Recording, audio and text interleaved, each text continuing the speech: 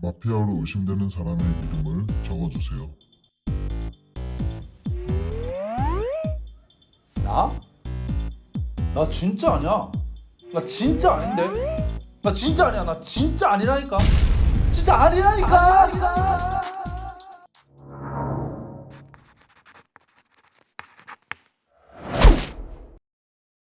안녕하세요. 태호쌤입니다. 방금 여러분들이 보신 거는 도편 추방제라는 겁니다. 아테네 사람들은 독재자가 될 것 같은 사람의 이름을 도편에 적어 투표하였는데요. 일정 수 이상을 넘게 되면 밖으로 추방되었습니다. 뭔가 마피아 게임과 매우 좀 유사하지 않나요? 역사상 최초의 민주정치를 시행한 아테네. 근데 여러분, 과연 아테네가 처음부터 이렇게 민주적이었을까요? 오늘은 아테네의 사회와 아테네의 체육에 대해서 한입 맛보도록 하겠습니다. 아테네 체육에 대해 배워보기 앞서 먼저 아테네의 사회에 대해서 먼저 알아보도록 하겠습니다. 고대 그리스에는 두 개의 큰 폴리스가 있었습니다. 하나는 스파르타, 하나는 아테네였죠.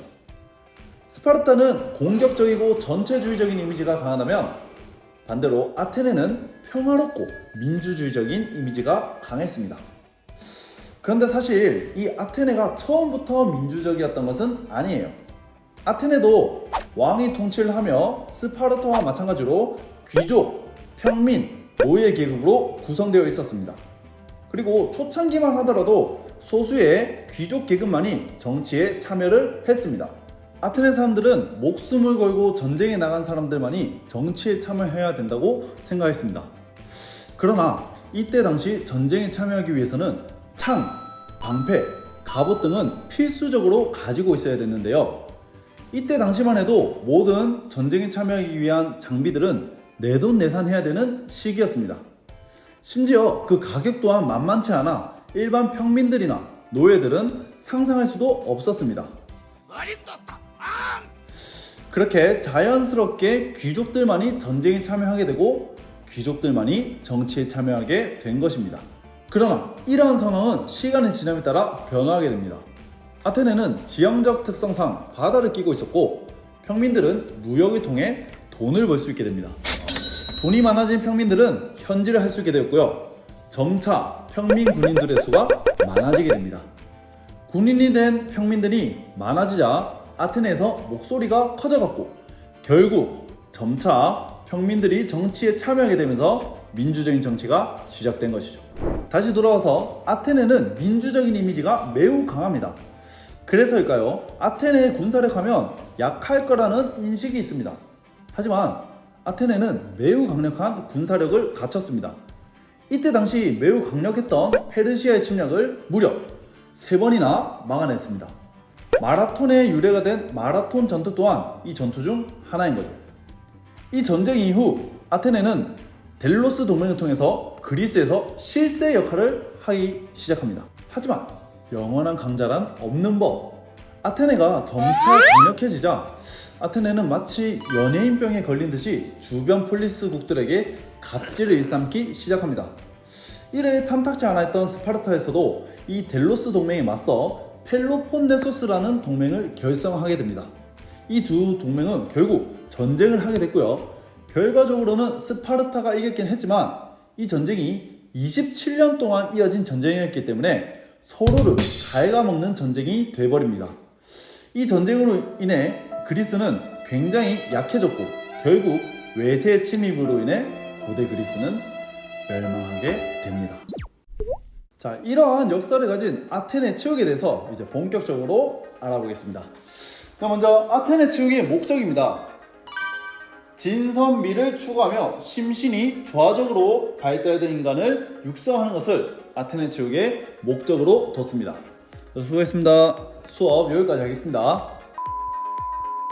라고 할 수 있을 정도로 저는 아테네 체육에서 이 체육의 목적을 가장 중요하게 여깁니다. 자, 왜 그러냐면 현대 체육의 목적 개념, 제가 저번 시간에도 한번 말했는데 현대 체육의 목적 개념 또한 심신이 조화적으로 발달된 인간을 만드는 거였어요. 근데 고대 시대의 체육의 목적 개념이 심신이 조화적으로 발달된 인간의 육성을 추구한다, 이것 자체가 체육사적으로 굉장히 의미가 있는 것이거든요. 다음으로 아테네 체육의 제도와 내용에 대해서 알아보도록 하겠습니다. 아테네에서 체육교육이 이루어진 곳은 두 곳이 있습니다. 바로 팔라에스트라와 짐나지움입니다. 팔라에스트라는 조금 어린 시절에 그 아테네인들이 가는 곳이고 사립이었습니다. 다음으로 짐나지움은 청소년기 학생들이 가는 곳이었고 국립이었습니다. 좀 더 자세히 알아보도록 하겠습니다. 아테네인들은 7살이 되는 해에 팔라에스트라와 디다스칼레움에 가서 교육을 받았습니다. 이 디다스칼레움은 학문, 예술, 문학 이런 것들을 배우는 곳이었고요. 팔라에스트라는 아까 체육교육이 진행됐다고 했었죠. 짐네스틱이라는 체육교육이 진행되었습니다. 자, 그리고 이 팔라에스트라에는 3가지 종류의 교사가 있었습니다. 파이도트리베, 짐네스트, 페다고기였죠. 파이도트리베는 저처럼 체육교사를 의미하는 것이고요. 짐네스트는 그 단어에서 좀 알 수 있듯이 운동 기술을 알려주는 것이었습니다. 아까 체육교과인 짐네스틱이 있다고 했죠. 체조 코치라고 생각하면 좀 더 이해가 빠를 것 같습니다. 그리고 특이하게 페다고규라는 노예 출신의 아이들의 시종 역할을 하는 교사가 있었습니다. 자, 이들은 12살이 되는 해에 조금 더 역동적인 신체 활동을 하게 되는데요. 경주, 도약, 투창, 투혼반, 레슬링, 권투, 판크라티온, 그리고 오종 경기 등 이렇게 좀 더 활발하고 역동적인 스포츠를 하게 됩니다. 특히 이 오종 경기에서 우수한 사람은 만능 스포츠인으로 불리게 됐습니다. 자, 이들은 헤르메스 제전에서 서로의 기량을 뽐낼 수 있는 기회를 받았습니다. 약간 그런 거죠. 체육대회를 준비해서 헤르메스 제전이라는 체육대회에서 우승을 가리는 그런 개념으로 이해하면 편하겠습니다. 자, 다음으로 짐나지움에 대해서 알아보도록 하겠습니다. 이 짐나지움은 국립교육기관이었습니다. 16세가 되면 입학하게 되는데요. 이 짐나지움에서 가장 대표적인 3가지 건물이 있습니다. 아카데미, 라이시엄, 키노사르게스. 여러분들이 아는 플라톤이나 아리스토텔레스가 세운 건물도 있습니다. 그리고 특히 이 아카데미는 지금까지 단어가 쓰일 정도로 굉장히 유명한 단어죠. 이 짐나지움은 체육교육만이 진행된 게 아니라 다른 지적인 교육들도 여기서 다 진행되었을 정도로 좀 넓은 의미의 학교로 변모하게 됩니다. 자, 여기에 대표적인 체육 활동이 있습니다. 아까 말했던 오종 경기인데요. 이 오종 경기는 원멀창달레라고 해서 5가지 종목이 합쳐진 종목입니다. 원반 던지기, 멀리 뛰기, 창 던지기, 달리기, 레슬링, 이 5가지 종목이 한 스포츠로 이루어져 있습니다. 그래서 이 경기를 할 때는 거의 오후 반나절이 소모된다고 하네요. 그래서 제가 앞서 말한 것처럼 이 오종 경기를 잘하면 만능 스포츠인으로 불린다고 했었죠. 체력이 아마 어마어마하게 요구됐을 겁니다. 지금 생각하면 철인 3종 경기 같은 그런 걸 생각하면 될 겁니다. 자, 그리고 이 짐나지움과 별개로 이 고대 아테네에는 좀 특이한 게 있습니다. 바로 에페비 혹은 에페보스라고 하는 이 육성 제도가 있었습니다. 제가 아까 아테네는 체육의 목적이 뭐라고 했었죠? 그렇죠. 심신이 조화적으로 발달된 인간의 육성을 하는 거라고 했어요. 근데 이 에페비 제도만 특이하게 군사적인 목적으로 만들어진 거예요. 군사적 목적의 청량 군인 육성 제도라고 하죠. 18세에서 20세까지 이 에페비 청년들은 좀 군사적인 목적을 위해서 훈련을 받고 좀 그렇게 하는 제도였습니다.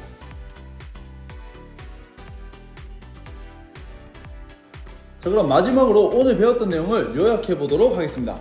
우리는 고대 그리스 체육 중에서 아테네 체육에 대해서 알아봤습니다.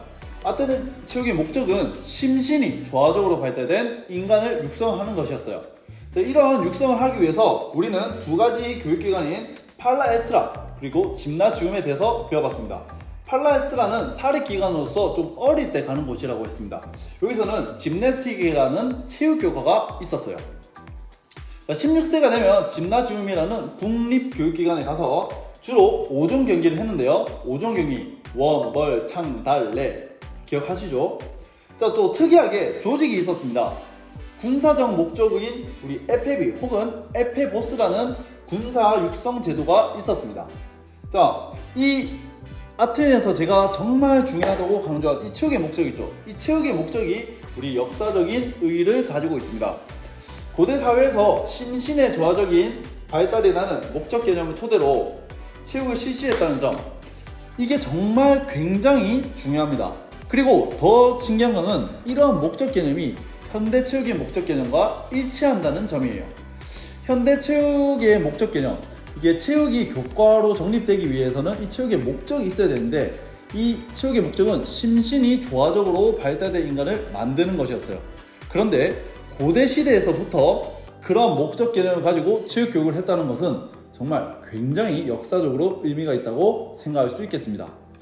자, 그럼 우리 오늘까지 해서 고대 그리스, 스파르타와 아테네 체육에 대해서 알아봤습니다. 다음 시간에는 이제 다음 시대인 로마 시대의 체육에 대해서 한번 알아보도록 하겠습니다.